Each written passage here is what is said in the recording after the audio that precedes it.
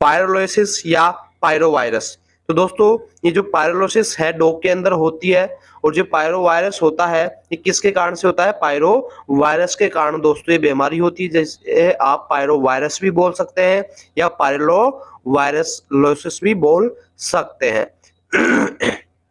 इसके लक्षण क्या होंगे? उल्टी, दस्त, बुखार और कमजोरी हो जाएगी डॉग के अंदर। और दोस्तों इसका उपचार किस तरीके से करना है? आपको हाइड्रेशन आईवी फ्लूइड्स देने हैं उसको, एंटीवायरल दवाएं देनी है और एंटीबायोटिक साथ में ऐड करनी है। ठीक है। अगले डिजीज के बारे में दोस्तों अपन बात करें, दूसरे नंबर की जो डिजीज आती है आपकी डिस्टेंपर डिजीज आती है दोस्तों। इसका जो कारण होता है डिस्टेंपर वायरस होता है दोस्तों। फिर से बोल रहा हूं, जो भी डिजीज है आपको उसका कारण पता जरूर कर लेना है कि कौन सी बीमारी किस तरीके की है। ये बैक्टीरियल है, जीवाणु है या वायरस है, या दोस्तों ये परजीवी के माध्यम से होती है। तो जितनी भी जो डिजीज होती है उनका कारण आप जरूर पता कर लेंगे। जैसे डिस्टेंपर जो डिजीज होती है ये एक वायरल डिजीज होती है, और दोस्तों किस कारण से होती है? डिस्टेंपर वायरस से ये होती है। अब देखते हैं इस डिस्टेंपर के लक्षण क्या होते हैं डॉग के अंदर। अगर ये हो जाएगी तो बुखार हो जाएगा उसके अंदर, खांसी होने लग जाएगी, नाक लगातार बहने लग जाएगा और मांसपेशियों में झटके आने लग जाएंगे डिस्टेंपर डिजीज के अंदर। ठीक है। अब इसका उपचार किस तरीके से आपको करना है? एंटीबायोटिक्स और एंटीवायरल दवाइयों के साथ में सपोर्टिव केयर भी आपको डॉग की करती रहनी चाहिए मेरे दोस्तों। ठीक है। नेक्स्ट जो आपकी डिजीज आती है वो आती है हेपेटाइटिस। दोस्तों ये जो हेपेटाइटिस डिजीज होती है किसके कारण से होती है? ये एडिनो वायरस के कारण से होती है। हेपेटाइटिस जो होती है किस वायरस से होती है दोस्तों? एडिनो वायरस के कारण। दोस्तों एग्जाम में आपको खाली ये भी पूछ सकता है कि हेपेटाइटिस जो डिजीज है ये किस तरीके की बीमारी है? वायरस जनित, जीवाणु जनित या दोस्तों परजीवी जनित। तो दोस्तों वायरस जनित ये बीमारी आपकी रहने वाली है। वायरस में भी नाम पूछे तो एडिनो वायरस। वही लक्षण देखेंगे हेपेटाइटिस के, तो दोस्तों बुखार होना, पेट दर्द होना और जॉन्डिस होना हेपेटाइटिस के ये लक्षण होते हैं। उपचार किस माध्यम से किया जाएगा? वही आपका एंटीबायोटिक्स के साथ में सपोर्टिव केयर जरूरी होती है। हेपेटाइटिस के अंदर डॉग की सपोर्टिव केयर भी दोस्तों आपको करनी चाहिए। ठीक है। इसके बाद में फोर्थ नंबर पे अपन बात करते हैं अगले डिजीज के बारे में, लिस्मेनियोसिस। किसके बारे में बात करेंगे? लिस्मेनियोसिस। तो सबसे पहले देख लेते हैं इसका कारण। तो ये परजीवी पैरासाइट से होने वाली दोस्तों बीमारी है। लिस्मेनिया जो परजीवी होता है उसके कारण लिस्मेनियोसिस डॉग के अंदर दोस्तों उत्पन्न होती है। कारण लक्षण इसके बात करते हैं, त्वचा पर घाव हो जाएंगे लिस्मेनियोसिस में, वजन कम हो जाएगा और बुखार हो जाएगा मेरे दोस्तों। उसके लिए दोस्तों आपको ट्रीटमेंट उपचार क्या देना है डॉग को? एंटीमोनियल ड्रग्स देनी है, जैसे कि आपको मिल्टीफोसिन। ठीक है। एंटी एंटीमोनियल ड्रग्स और मिल्टीफोसिन आपको देना है लिस्मेनियोसिस के अंदर। और किस कारण से होती है? लिस्मानिया परजीवी पैरासाइट से होने वाली डिजीज है मेरे दोस्तों। अगले डिजीज के बारे में बात करते हैं, रेबीज डिजीज। तो दोस्तों ये जो रेबीज डिजीज है इसका कारण क्या होता है? रेबीज वायरस होता है जो कुत्ते की लार में दोस्तों पाया जाता है। ठीक है।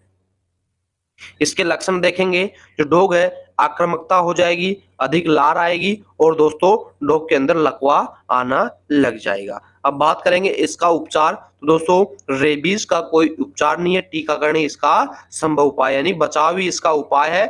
आप वैक्सीनेशन लगवा करके इस रेबीज को फैलने से बचा सकते हैं। ठीक है। नेक्स्ट क्वेश्चन देखते हैं, यानी अगली डिजीज जो आपकी आती है किशोर विषाणु ज्वर यानी कैनाइन पैराइनफ्लुएंजा। ठीक है। अब बात करेंगे इसका कारण। पैराइन इन्फ्लुएंजा वायरस होता है किसाणु किशोर विषाणु ज्वर का। ठीक है। लक्षण क्या होंगे? खांसी हो जाएगी, नाक बहने लग जाएगी। किशोर विषाणु ज्वर में यानी कैनाइन पैरा इन्फ्लुएंजा में बात करें तो खांसी और नाक बहने लग जाएंगी दोस्तों। और उपचार में आपको ट्रीटमेंट क्या करना है? एंटीबायोटिक्स उसको दे देनी है। और दोस्तों सर्दी से जो राहत करने वाली दवाइयां होती है यानी ठंड से बचाने वाली जो दवाई होती है वो भी आपको डॉग को देनी है। ठीक है।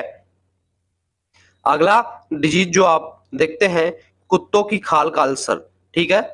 यानी कुत्तों की खाल पर अगर अल्सर हो गया है तो यानी डॉग को डर्मेटाइटिस हो गया है। ठीक है, अब इसका जो कारण होता है, किस कारण से होती है कुत्तों की खाल पर अल्सर जो डर्मेटाइटिस होती है, तो दोस्तों ये बैक्टीरिया, फंगल और एलर्जी से हो सकती है। इनके कारण से दोस्तों ये डर्मेटाइटिस हो सकती है डॉग के अंदर।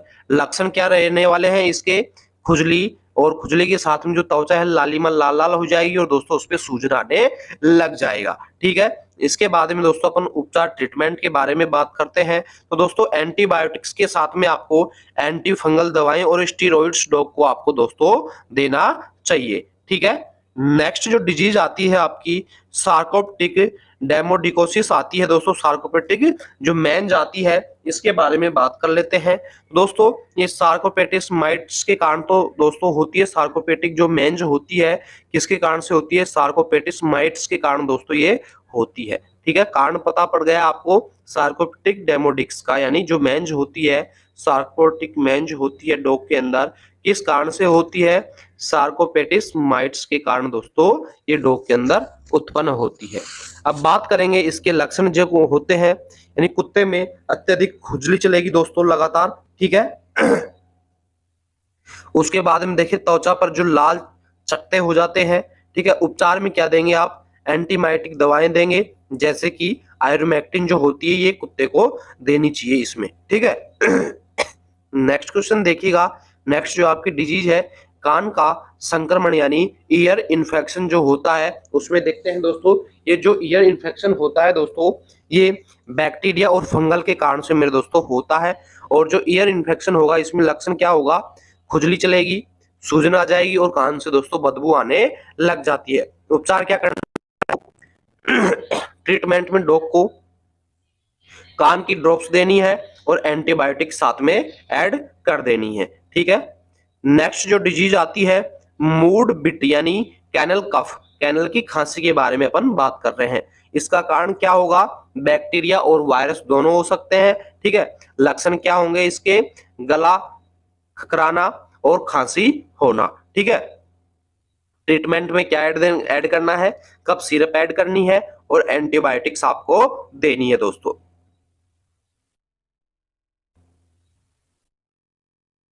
अगली जो डिजीज है अवशेष यानी वर्म्स। वर्म्स का क्या कारण होगा दोस्तों? वर्म्स का कारण पता कर लेते हैं। विभिन्न प्रकार के परजीवी जो होते हैं उनके कारण अवशेष या वर्म्स डॉग के अंदर हो जाती है। लक्षण क्या होगा? दस्त हो जाएगी डॉग के अंदर, वजन घटेगा और उल्टियां होने लग जाएंगी। ठीक है, इसका उपचार करने के लिए अपने को डॉग को क्या करनी है? डिवॉर्मिंग दवाएं जैसे कि पैनाक्योर आपको देनी है डॉग को। ठीक है, अगली जो डिजीज होती है प्ले हेथ, जिसे आप पायोमेट्रा बोलते हैं। पायोमेट्रा दोस्तों किसके कारण से होती है? ये दोस्तों गर्भाशय संक्रमण के कारण हो जाती है। पायोमेट्रा यानी गर्भाशय में संक्रमण हो गया तो पायोमेट्रा डिजीज उत्पन्न हो जाएगी। ठीक है, इसके लक्षण क्या होगी? पित्ती हो जाएगी डॉग के अंदर, कमजोरी हो जाएगी और बुखार आने लग जाएगा। ठीक है, उपचार किस प्रकार से करेंगे? सर्जरी कर करके एंटीबायोटिक्स दे देंगे। ठीक है, अगली जो डिजीज है मूत्रपथ संक्रमण यानी यूरिनरी ट्रैक्ट इन्फेक्शन। कारण क्या होगा इसका? बैक्टीरिया होगा। लक्षण क्या होगा? बार बार पेशाब आना और दर्द होना मेरे दोस्तों।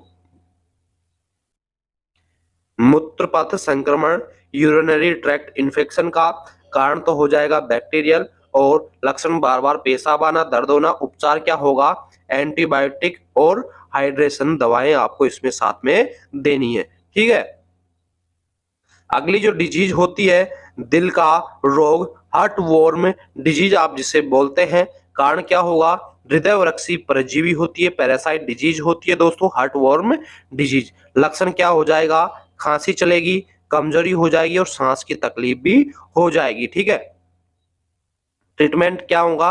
हृदय वृक्षी दवाएं जैसे कि मिल मिल्बेमिसिन आपको देनी है डॉग को इस डिजीज का ट्रीटमेंट करने के लिए। ठीक है, अगली जो डिजीज होती है ये देखते हैं हिप डिस्प्लासिया। हिप डिस्प्लासिया जो होती है दोस्तों इसका कारण क्या होता है? अनुवांशिकता होती है, यानी जेनेटिक डिजीज है हिप डिस्प्लासिया। लक्षण क्या होता है इसमें? लंगड़ाना और दर्द होना। उपचार क्या होगा इसका? सर्जरी और दर्द निवारक दवाएं यानी केन प्लस आपको इसमें साथ में देनी है। ठीक है, इसके बाद में अपन बात करेंगे ग्लूकोमा। जो ग्लूकोमा डिजीज होती है, इसके कारण क्या होते हैं दोस्तों? आंख के दबाव में वृद्धि होने के कारण दोस्तों डॉग के अंदर ग्लूकोमा डिजीज उत्पन्न हो जाती है। लक्षण क्या होगा इसका? आंखों में दर्द, दृष्टि में कमी हो जाएगी, आंखों में दर्द होगा और दृष्टि में कमी होने लग जाएगी। उपचार क्या करेंगे? आंखों की इसमें दवाई देनी है, ये आई ड्रॉप्स देनी है और दोस्तों सर्जरी डॉग की करनी है आईज की। ठीक है,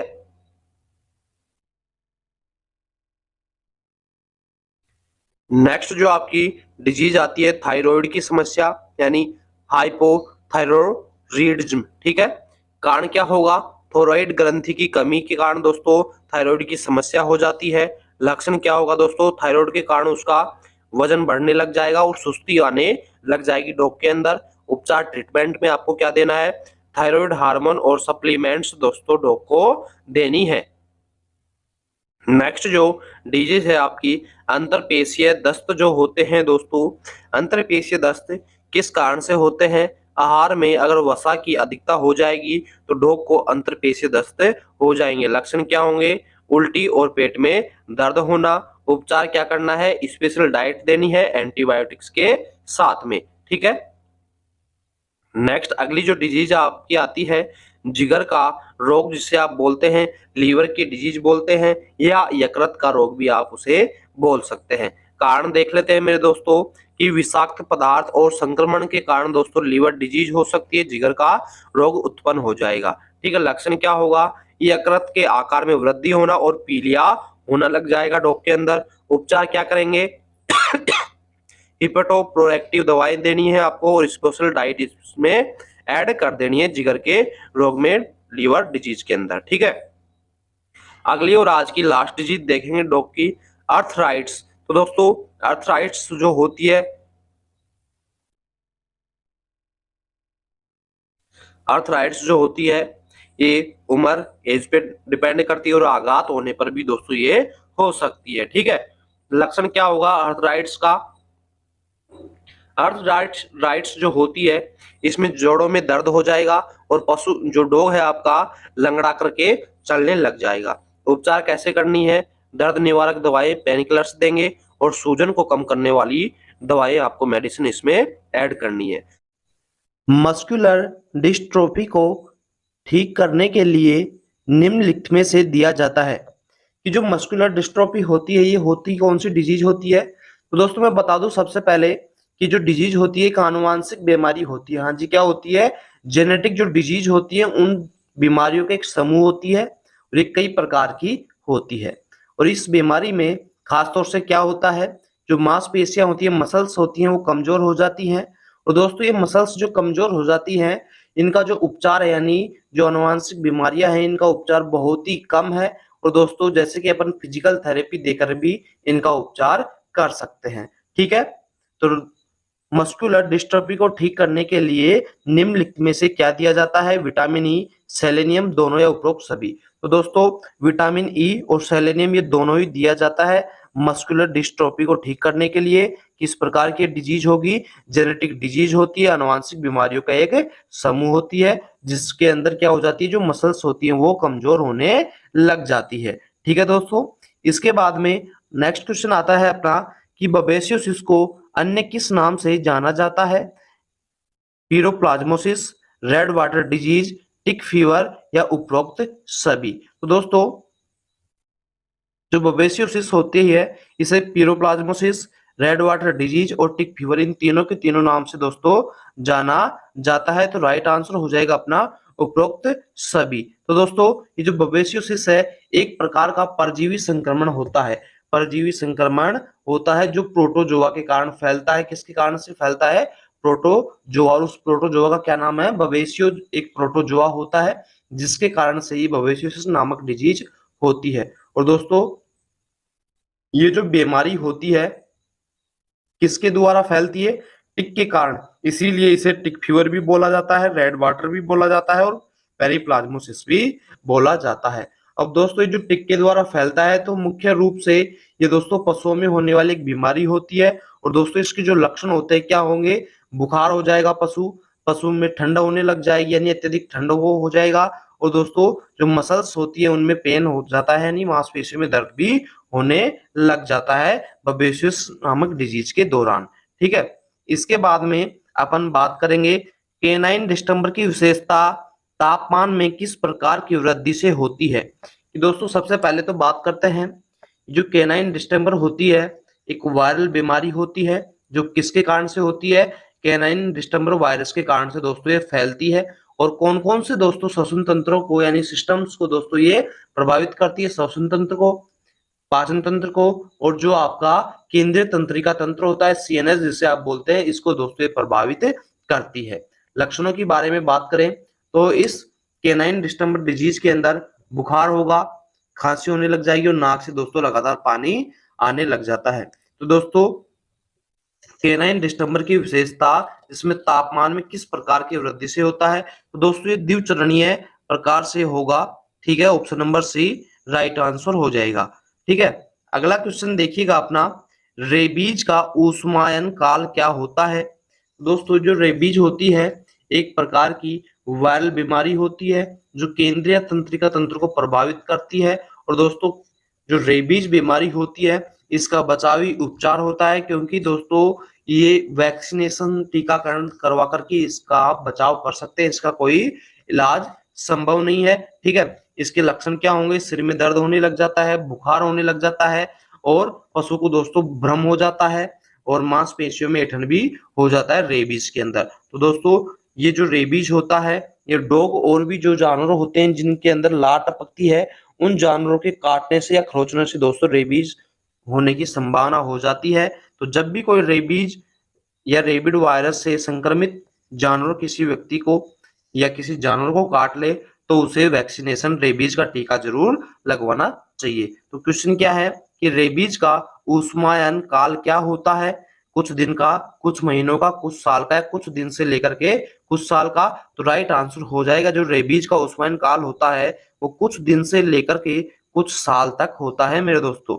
ठीक है, नेक्स्ट क्वेश्चन देखिएगा कि म्यूराइन श्वसन और माइकोप्लाज्मोसिस श्वसन तंत्र की सूजन की विशेषता होती है। जो म्यूराइन श्वसन होता है और माइकोप्लाज्मोसिस श्वसन होता है इस तंत्र की सूजन की क्या विशेषता होती है, समयुग्मन, समयुग्मन, नाक या बाहरी कान या दोस्तों मध्य कान। दोस्तों यह जो है ये माइकोप्लाज्मा बैक्टीरिया के द्वारा होती है जो आपकी बीमारी होती है, कौन सी, म्यूराइन श्वसन और माइकोप्लाज्मोसिस जो श्वसन हो की जो सूजन होती है ये किसके कारण से होती है, माइकोप्लाज्मा बैक्टीरिया के द्वारा होती है। और दोस्तों ये मुख्य रूप से कौन से जानवर में देखने को मिलती है, सुअर के अंदर ये दोस्तों देखने को मिलती है। ठीक है, तो ये समयुग्मन कॉन्जेटिव होती है, option number A right answer हो जाएगा। ठीक है, अगला क्वेश्चन देखिएगा, माउस पॉक्स का पर्यायवाची होता है। जो माउस पॉक्स होती है दोस्तों एक प्रकार के चूहों के अंदर होने वाली एक बीमारी होती है और किस प्रकार से होती है, वो कौन सी बीमारी है, वायरस जनित ये दोस्तों एक बीमारी होती है। और इसका जो परिवार होता है वायरस कौन सा होता है, पॉक्स वायरस फैमिली से दोस्तों ये बीमारी संबंधित रखती है और चूहों में होने वाली एक प्रकार की बीमारी होती है। तो माउस पॉक्स का पर्यायवाची कौन सा हो जाएगा, संक्रामक एक्ट्रोमेलिया। संक्रामक एक्ट्रोमेलिया जो होता है ये माउस पॉक्स की बीमारी का एक प्रकार का पर्यायवाची होता है जो कि चूहों के अंदर फैलती है, किसके कारण से, वायरस जनित। और ये जो वायरस जनित है इसका पॉक्स वायरस परिवार से संबंधित होता है। ठीक है, नेक्स्ट क्वेश्चन देखिएगा दोस्तों, गिनी पिग्स में कीटोसिस का रोग किस जानवर में देखे गए रोग के समान होता है। जो गिनी पिग्स होता है, गिनी पिग्स का मतलब क्या होता है कि छोटे और शाकाहारी सामाजिक जानवर होते हैं और जो कीटोसिस एक बीमारी होती है जिसके अंदर कीटोन बनने लगते हैं, यानी ये जो कीटोसिस किस कारण से हो जाती है कि जब शरीर सही रूप से ग्लूकोज की मात्रा का उपयोग नहीं कर पाता है उस कारण से दोस्तों कीटोसिस डिजीज हो जाती है। ठीक है, अब इसके लक्षण क्या होते हैं, कीटोसिस के कारण भूख में कमी हो जाएगी और किसके कारण से होती है, डायबिटीज के कारण भी हो सकती है, प्रसव के दौरान भी हो सकती है या पोषण की कमी के कारण भी दोस्तों कीटोसिस हो जाती है। तो दोस्तों क्वेश्चन को वापस से देखिएगा, गिनी पिग्स में कीटोसिस का रोग किस जानवर में देखे गए ये समान होता है गाय, भेड़, मादा कुत्ते या दोस्तों खरगोश। तो राइट आंसर हो जाएगा आपका भेड़ के समान। ठीक है, नेक्स्ट क्वेश्चन देखिएगा आपका। अगला क्वेश्चन आता है, जब नाक से फेफड़े की उत्पत्ति का रक्त आता है तो इसे क्या कहा जाता है? जब नाक के द्वारा फेफड़ों की उत्पत्ति के लिए जो रक्त होता है वो नाक से बाहर आने लग जाता है तो उसे क्या बोला जाएगा? हेमेटोटाइसिस बोला जाता है, ऑप्शन नंबर सी। तो देखिएगा दोस्तों, इसमें होता क्या है कि इसे प्लूटम के नाम से भी जाना जाता है। और जो दोस्तों किसके कारण से आता है? नाक के अंदर अगर चोट लग गई हो, कोई संक्रमण हो गया हो या नाक के भीतर कोई सूजन हो गई हो, जिसके कारण से दोस्तों नाक से जो फेफड़ों की उत्पत्ति का रक्त होता है ये नाक के द्वारा बाहर आने लग जाता है। अर्थात जब ऐसी स्थिति देखी जाए तो आपको अनुमान लगा लेना चाहिए कि इस पशु के फेफड़ों या श्वसन तंत्र से संबंधित कोई डिजीज उत्पन्न हो गई है, जिसके कारण से नाक से रक्त बाहर आ रहा है। ठीक है, इसके बाद में दोस्तों अगला क्वेश्चन देखिएगा, किस प्रकार की पीलिया में समयुग्मित बिलिरुबिन का स्तर बहुत अधिक बढ़ जाता है? कि कौन सा प्रकार का पीलिया होता है जिसके कारण से बिलिरुबिन का स्तर बहुत अधिक बढ़ जाता है? दोस्तों जो पोस्ट हेपेटिक पीलिया होता है इसके अंदर जो समयुग्मित बिलिरुबिन होती है उसका जो आकार होता है, स्तर होता है, ये बहुत अधिक बढ़ जाता है मेरे दोस्तों। किस कारण से होता है? ये किस कारण से होता है कि जब लीवर की सेल्स होती हैं ये ठीक तरीके से कार्य नहीं करती हैं तो दोस्तों जो समयुग्मित बिलिरुबिन होती है इसका स्तर बहुत अधिक बढ़ जाता है जब लीवर सेल्स सही तरीके से कार्य नहीं करती है, जब ये पोस्ट हेपेटिक पीलिया हो जाता है मेरे साथियों। ठीक है, अगला और लास्ट क्वेश्चन देखिएगा कि प्रोबैंक का उपयोग किसके निदान के लिए किया जाता है? प्रोबैंक क्या होता है? एक शल्य चिकित्सा या पशु चिकित्सा में काम आने वाला एक उपकरण होता है। तो दोस्तों किसके दौरान काम में लिया जाता है? ग्रसनी पक्षाघात, ग्रसनी रुकावट, ग्रसनी शोध या पेरिटोटाइटिस के दौरान। तो दोस्तों जब ग्रसनी में रुकावट हो जाता है तो प्रोबैंक डाल करके दोस्तों उस रुकावट को हटाया जाता है। तो राइट आंसर हो जाएगा आपका ऑप्शन नंबर बी, ग्रसनी रुकावट के दौरान प्रोबैंक का उपयोग किया जाता है। तो साथियों इसी प्रकार से आप रेगुलर क्लासेस देखने के लिए बने रहे हमारे YouTube channel Shri Shyam classes के साथ में।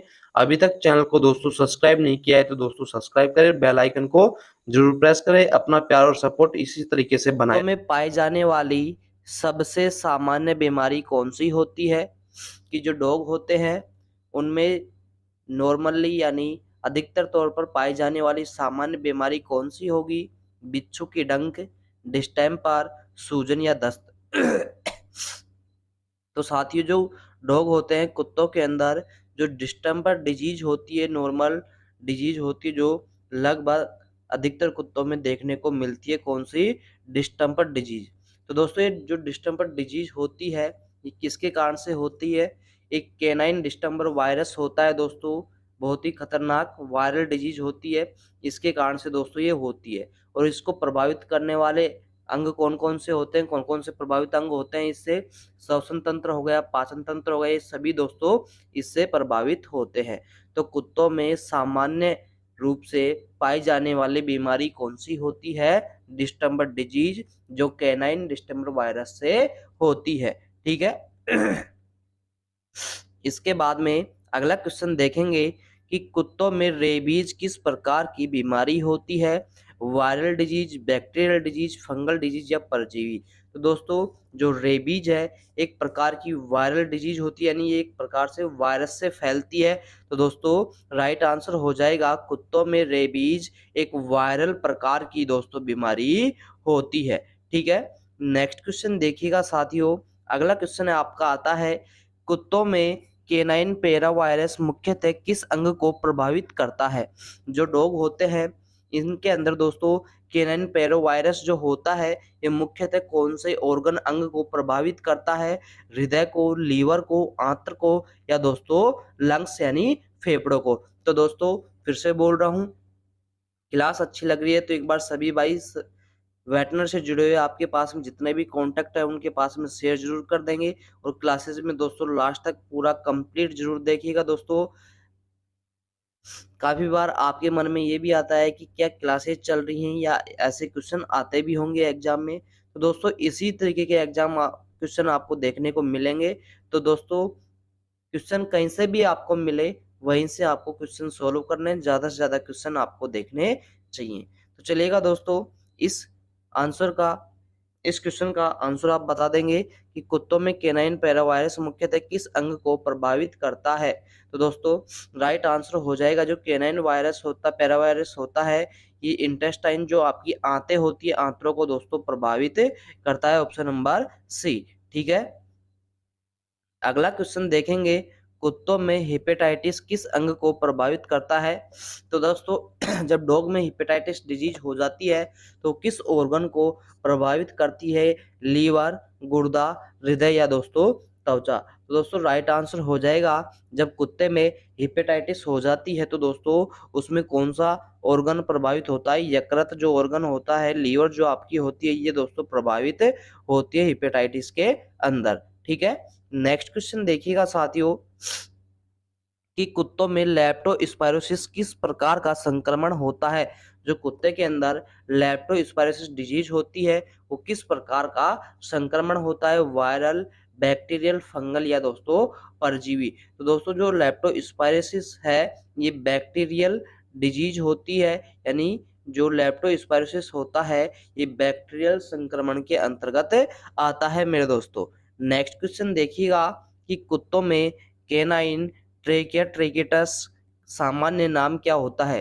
कि कुत्तों में जो केनाइन ट्रेकियस जो होती है इसका सामान्य नाम क्या होता है, डिस्टेंबर, कफ, फ्लू या दोस्तों सिरप। राइट आंसर हो जाएगा जो कफ होती है इसमें कुत्ते को क्या बोलते हैं, केनाइन ट्रेकियस, ठीक है। अगला क्वेश्चन देखिएगा कि कुत्तों में फंगल इन्फेक्शन के लक्षण क्या हो सकते हैं। कि जब कुत्ते में फंगल इन्फेक्शन हो गया हो तो उसके लक्षण क्या हो सकते हैं, खांसी चलना, त्वचा पर धब्बे होना, दस्त होना या उल्टी होना। तो दोस्तों जब भी कुत्ते के अंदर फंगल इन्फेक्शन हो रहा है तो दोस्तों उसकी जो त्वचा होती है उसके ऊपर धब्बे हो जाते हैं, धब्बों के अंदर पानी भी भरने लग जाता है। तो दोस्तों फंगल इन्फेक्शन के दौरान कुत्ते में क्या देखा जाता है, त्वचा पर धब्बे दिखाई देने लग जाते हैं। राइट आंसर करेंगे ऑप्शन नंबर बी कि फंगल इन्फेक्शन के दौरान कुत्तों में त्वचा पर धब्बे दिखाई देने लग जाते हैं। अगला क्वेश्चन देखिएगा कि कुत्तों में डिस्टेंबर का टीका कब लगता है। जो डिस्टेंबर डिजीज होती है, जो फिर से बता रहा हूँ, केनाइन डिस्टेंबर वायरस से होती है। किन किन को प्रभावित करता है, श्वसन तंत्र को, पाचन तंत्र को, ठीक है। तो दोस्तों ये डिस्टेंबर का टीका कब लगाया जाता है, कुत्तों के अंदर जन्म के तुरंत बाद, 6 हफ्ते की उम्र में, 6 महीने की उम्र में या दोस्तों 1 साल की उम्र में। तो दोस्तों जो कुत्तों के अंदर डिस्टेंबर का टीकाकरण किया जाता है, कुत्ते की उम्र जब 6 हफ्ता की हो जाती है, यानी 6 वीक्स का जब कुत्ता हो जाता है तो उसमें डिस्टेंबर डिजीज का दोस्तों टीकाकरण किया जाता है, ठीक है। अगला क्वेश्चन आता है आपका कि कुत्तों में पैरा वायरस का उपचार किससे किया जाता है। जो डॉग होते हैं उसमें जो पैरा वायरस होता है उसका उपचार किससे किया जाता है, एंटीबायोटिक से, एंटीवायरल दवाओं से, एंटी फंगल दवाओं से या दोस्तों सर्जरी के द्वारा। तो दोस्तों जो एंटीवायरल डिजीज होती है उनसे पैरा वायरस का ट्रीटमेंट किया जाता है, उपचार किया जाता है कुत्ते के अंदर, ठीक है। नेक्स्ट क्वेश्चन देखेंगे कि कुत्तों में बोर्डेटेला ब्रोंकिसेप्टिका का इलाज किस प्रकार से किया जाता है। कि कुत्तों की एक डिजीज होती है, कौन सी डिजीज, बोर्डेटेला ब्रोंकिसेप्टिका, इलाज किस प्रकार से किया जाता है, एंटीबायोटिक्स दे करके, एंटीवायरल दवाएं दे करके, एंटी फंगल दवाई दे करके या दोस्तों परजीवी दवाइयां दे करके। तो दोस्तों कुत्तों को इस प्रकार के डिजीज से संक्रमण रहित करने के लिए दोस्तों उन्हें एंटीबायोटिक्स देकर के दोस्तों उनका इलाज करना संभव होता है, ठीक है। अगला क्वेश्चन देखेंगे कि कुत्तों में अर्थराइट्स किस अंग को प्रभावित करता है, हड्डियों और जोड़ों को, यकृत को, फेफड़े को या दोस्तों दिल को। दोस्तों कुत्ते के अंदर जो अर्थराइट्स डिजीज होती है तो दोस्तों हड्डियों और जॉइंट को दोस्तों प्रभावित करती है। इस डिजीज में कौन कौन से अंग प्रभावित होते हैं, जो बोन्स होती हैं और उनके जॉइंट होते हैं ये प्रभावित हो जाते हैं अर्थराइट्स डिजीज के अंदर दोस्तों, ठीक है। नेक्स्ट क्वेश्चन देखेंगे कि कुत्तों में ग्लोब्लास्टोमा किस प्रकार का कैंसर होता है कि जो डॉग होते हैं उनमें ग्लोब्लास्टोमा एक प्रकार का कैंसर होता है। तो दोस्तों किस प्रकार का कैंसर होता है? रक्त कैंसर, त्वचा का कैंसर, लीवर का कैंसर या दोस्तों यकृत का कैंसर। तो दोस्तों ग्लोब्लास्टोमा होता है एक प्रकार का ब्लड कैंसर होता है, रक्त का कैंसर होगा मेरे दोस्तों। Option number first right answer हो जाएगा यहाँ पे। नेक्स्ट क्वेश्चन देखिएगा कि कुत्तों में आंत्र विषाक्तता के लक्षण क्या हो सकते हैं? जो डॉग होते हैं उसमें आंतों की विषाक्तता के क्या लक्षण हो सकते हैं? दस्त और उल्टी होना, बुखार होना, खांसी होना या दोस्तों कमजोरी होना। तो दोस्तों जब आंतों में विषाक्तता हो जाएगी तो उसका सबसे और मोस्ट इम्पोर्टेंट जो लक्षण होता है दस्त और उल्टी होना शुरू हो जाएंगे कुत्ते के अंदर। जैसे ही कुत्ते की आंतों में दोस्तों विषाक्तता हो जाएगी तो दोस्तों वो जो डॉग है, कुत्ता है, उल्टी और दस्त करने लग जाएगा बार-बार में। ठीक है? अगला क्वेश्चन देखिएगा कि कुत्तों में केनाइन मेलानोमा किस अंग में होता है? जो डॉग होते हैं उनमें एक डिजीज होती है केनाइन मेलानोमा। तो दोस्तों किस अंग में होती है? त्वचा के अंदर, हड्डियों के अंदर, यकृत में या दोस्तों गुर्दे के अंदर? तो दोस्तों राइट आंसर हो जाएगा जो केनाइन केनाइन मेलानोमा होता है ये डॉग में त्वचा के अंदर होता है, स्किन के अंदर दोस्तों होता है। ठीक है? नेक्स्ट क्वेश्चन देखेंगे कि कुत्तों में हृदय विकार का मुख्य कारण क्या होता है? कि जो डॉग होते हैं उनमें जो हृदय का विकार हो जाता है इसका मुख्य कारण क्या होता है? वायरल संक्रमण, बैक्टीरिया, पैरासाइट्स या दोस्तों आनुवांशिक। तो दोस्तों जो हृदय विकार होता है डॉग के अंदर तो दोस्तों इसका मुख्य कारण होता है जेनेटिक यानी आनुवांशिक होता है ये दोस्तों। ठीक है? नेक्स्ट क्वेश्चन देखिएगा कि कुत्तों में केनाइन चिलबेलन किस कारण से होता है? कि जो डॉग होते हैं उनमें केनाइन चिलबेलन जो एक डिजीज होती है दोस्तों किस कारण से होती है? ठंड से, गर्मी से, बैक्टीरिया से दोस्तों वायरल से। तो दोस्तों कुत्तों में जो केनाइन चिलबेलन होता है ठंड के कारण से दोस्तों इनमें हो जाती है। ठीक है? अगला क्वेश्चन देखते हैं कुत्तों में पेट डिस्टेंशन किससे संबंधित होता है?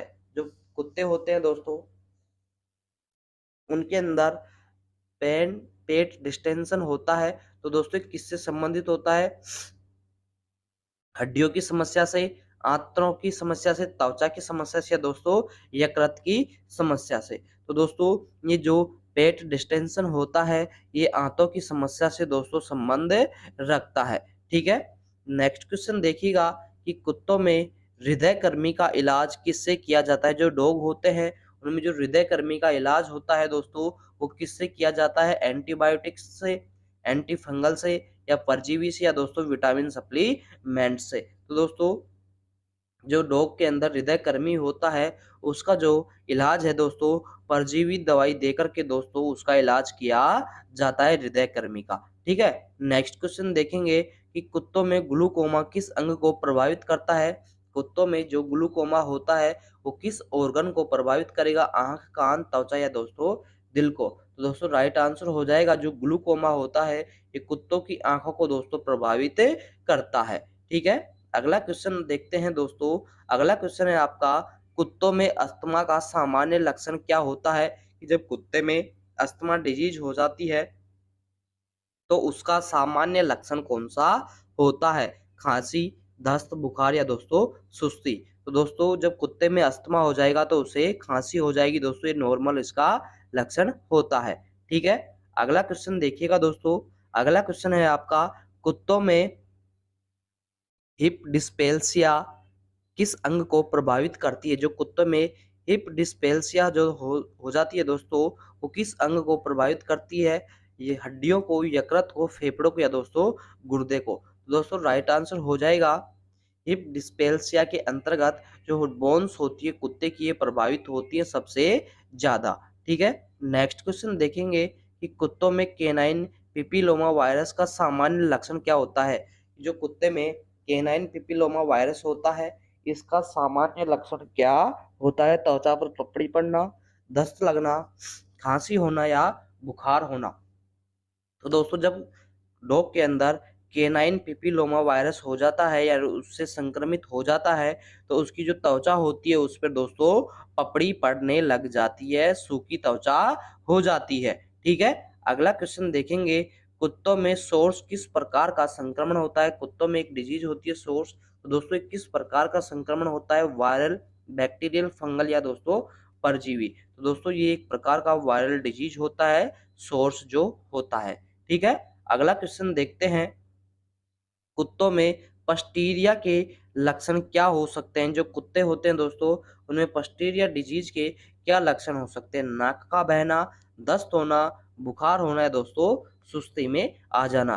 तो दोस्तों लगातार नाक बहती रहती है जब कुत्ते के अंदर पस्टीरिया डिजीज हो जाती है दोस्तों, तो यानी पस्टीरिया डिजीज का अपन लक्षण देख सकते हैं। तो मेन तौर पे होती है कि कुत्तों की नाक बहने लग जाती है। ठीक है, नेक्स्ट क्वेश्चन देखिएगा। कुत्तों में टिटनेस का इलाज किससे किया जाता है? एंटीबायोटिक से, एंटीवायरल दवाओं से, एंटी फंगल दवाओं से या दोस्तों सर्जरी कर कर। तो दोस्तों जो टिटनेस होता है इसका इलाज कुत्तों में एंटीबायोटिक्स देकर के दोस्तों किया जाता है।